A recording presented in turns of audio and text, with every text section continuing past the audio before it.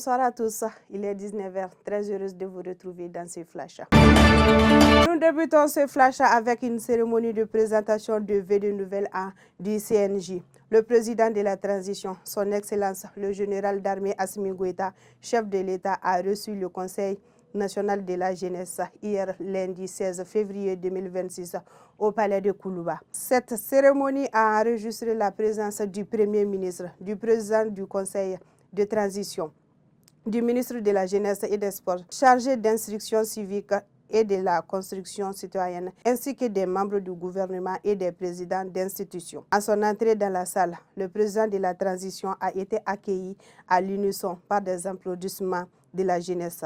Prenant parole, le président du Conseil national de la jeunesse, M. Sori Ibrahim Sissé, a adressé d'abord les meilleurs vœux avant de rappeler les grands sentiers des autorités maliennes de leur arrivée au pouvoir à nos jours pour redonner au Mali et aux Maliens leur place dans le concert des nations.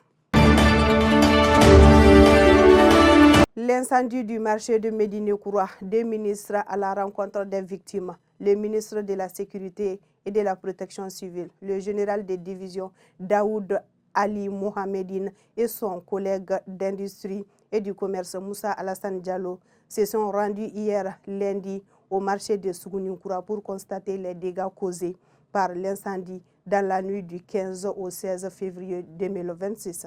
Selon les explications du directeur de la protection civile, le colonel Djatiki Diara, aussitôt informés, ils ont rapidement déployé des grands moyens pour circoncire les 7 grandes parties qui ont été prises en fait afin d'éviter la propagation. Et il a souligné qu'il n'y a pas eu de perte de vie humaine, mais quelques cas de malaise.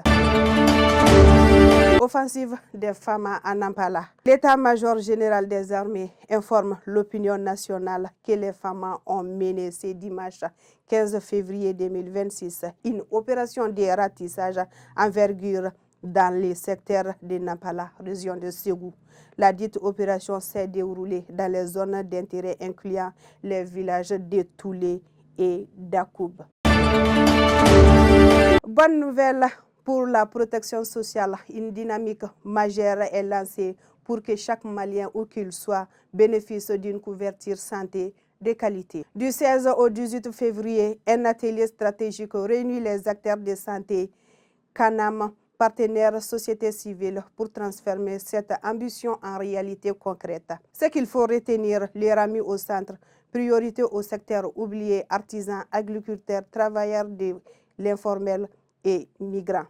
L'innovation et proximité, zéro Malien de côté. La santé n'est plus qu'un luxe, mais un droit.